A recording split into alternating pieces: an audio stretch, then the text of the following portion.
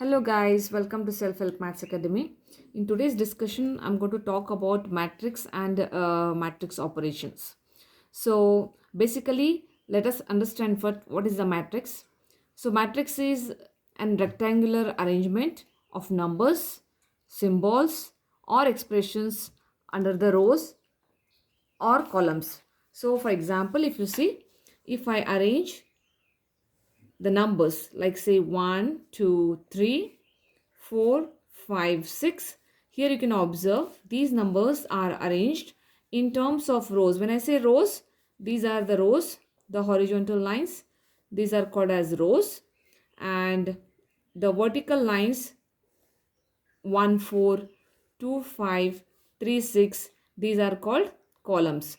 If any numbers, any expressions or symbols, if they are arranged in terms of rows and columns, then we call it as matrix. And usually we denote it by any capital letters like A is equal to, B is equal to, C is equal to, and so on. So this is a systematic arrangement or a rectangular arrangement of numbers. Alright. Now what is the order of a matrix then?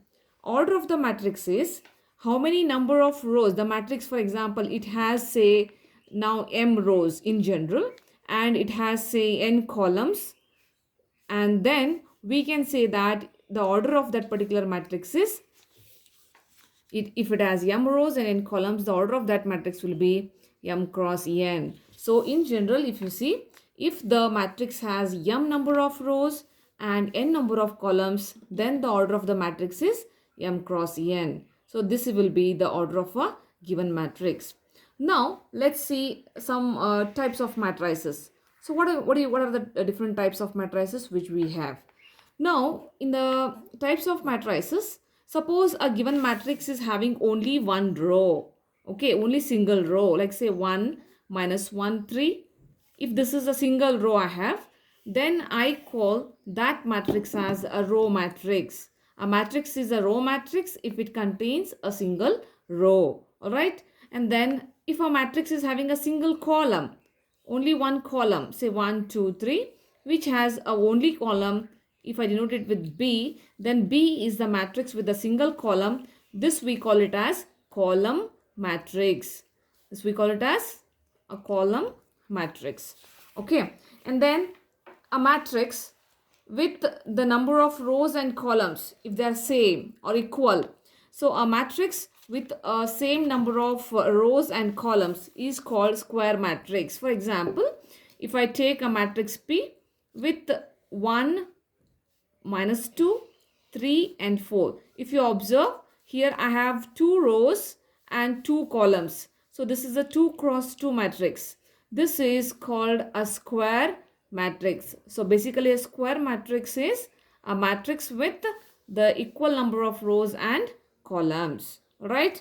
So 3 cross 3 matrix, 4 cross 4 matrix, 5 cross 5 matrix, all these will become an example for the square matrix.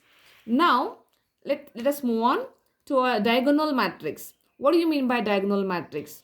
A diagonal matrix means a matrix with all non-diagonal elements are 0. So in a square matrix, if I consider a square matrix, for a diagonal matrix, it must be a square matrix. So these from the left top to the right bottom, these are called as the diagonal elements.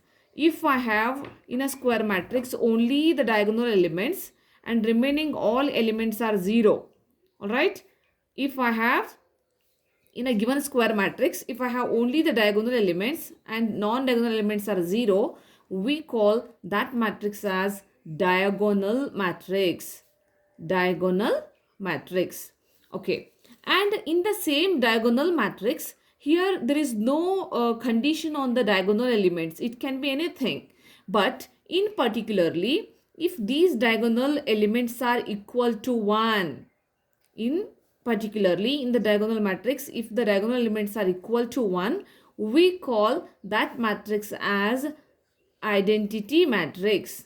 It's an identity matrix. So you can have a 2 cross 2 identity matrix, you can have 3 cross 3 identity matrix, you can have any square identity matrix where all the diagonal elements are equal to 1 and the remaining non-diagonal elements are 0. So this is what is identity matrix. Now let's have the 0 matrix. If any given matrix, if all the elements are 0, so not necessarily a 0 matrix has to be a square matrix. It is any matrix of order. It may be a rectangular matrix or it may be a square matrix. So if all the elements are 0, then we call that matrix as a 0 matrix. Okay. And then we have a triangular matrices. So matrix triangular means it has to be a square matrix, is called triangular if all the elements above or below its main diagonal elements are 0. So what do you mean by that? So for example, if I take a matrix, say A is equal to, if I take this is like, I'll now denote the diagonal elements here. These are my diagonal elements.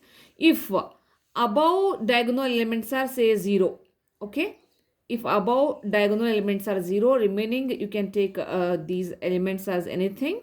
So if you observe in this, above diagonal element, these are my diagonal elements, and above diagonal elements are 0. Or in matrix say B, if I have the elements, say like I'll take 1, -1, 3, and I'll take below diagonal elements are 0. Remaining you can take them anything. Okay. So here in these two matrices, these are diagonal elements. These are the diagonal elements. Here above diagonal elements are 0. You can observe the triangle is forming at the lower the diagonal, and here the triangle is forming at the upper at the upper level, like this you can see. So now if the above diagonal elements are 0, okay, if the diagonal elements above this diagonal is 0, then we call that as a lower triangular matrix. Lower triangular means the triangle is at the bottom, you can see here at the lower you can form a triangle. So similarly the diagonal elements you can observe below the diagonal elements, if all the elements are 0, then we call this as upper triangular. We call it as upper triangular matrix. So here basically the lower triangle and upper triangular is simple. If the triangle is happening to be at the lower, it means that above diagonal elements are 0 and below diagonal elements are 0. Therefore, the triangle is happening at the upper side. So this is called upper triangular and this is our lower triangular matrix. Okay. Then if I have a matrix, say A is equal to 1, -3, 4, 5.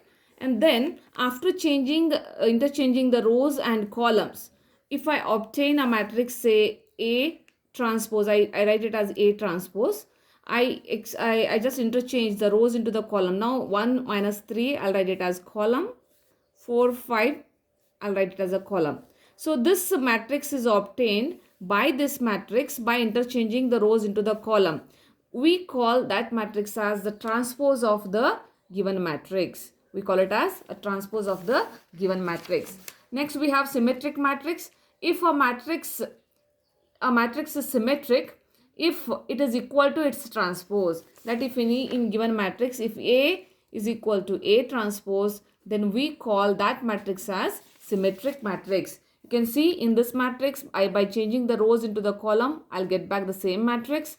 Even the matrix B also, after interchanging the rows into the column, I'll get back the same matrix. So in both the matrix, here the matrix and their transpose are equal. So hence we call them as symmetric matrix. Similarly, we have got a skew symmetric matrix where the condition on the diagonal element must be 0 and the a matrix is skew symmetric if it is equal to its transpose but different in the direction. I mean, like A is equal to negative A transpose. This means all the diagonal elements of the skew symmetric matrix must be 0, and you can see that here if I have 3, I've got -3, the symmetric elements, the 5, then it is -5, and -6 means it is 6. So when you take a transpose of this, you will be getting it is equal to negative A transpose. then we call such matrices as skew symmetric matrix. Then we have got orthogonal matrix.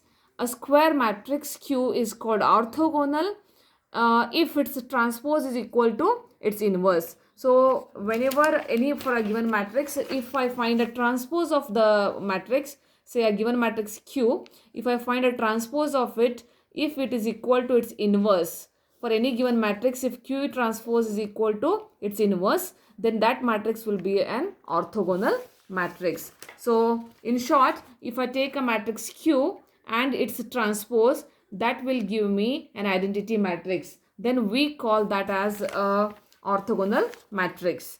And then we have got idempotent matrix. A matrix is idempotent if A square is equal to A. And then let's look for some operations on the matrices.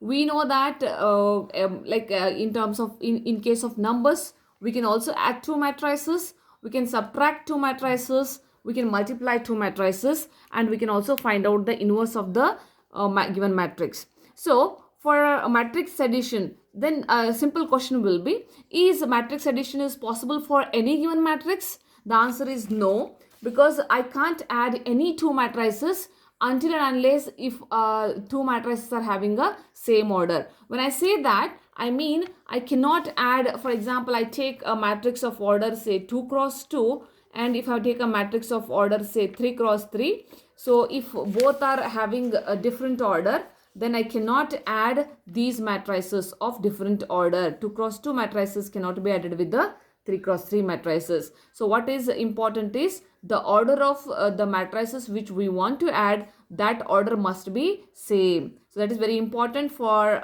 adding or subtracting two matrices. All right. And then so the matrix addition or subtraction is defined for two matrices if they have a same dimension. All right. If I take A and B, if you observe, these both are of a same orders, like 2 cross 2, and here also it is of a 2 cross 2 matrix. So these are the 2 cross 2 matrices. So when you add them, it is like adding the corresponding elements. You can see the corresponding first row, first column element I am adding with the first row, first column element of B. That is 2 plus 1, 3 minus 1, then 4 plus 5, then 5 plus 6. You can see the resultant matrices is also of order 2 cross 2. That means the order of the two matrices must be same in order to add the two matrices. Same way we can also do the subtraction.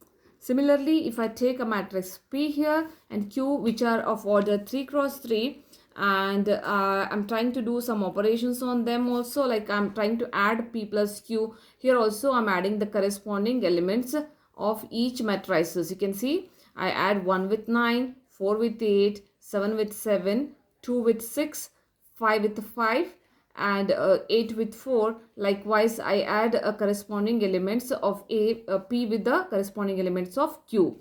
Then I'll be getting the resultant matrix which is also of order 3 cross 3. Now, similarly, you can see this example where I am taking 2 times of P minus 3 times of Q. When I say 2 times of P is nothing but it's a scalar multiplication to the given matrices.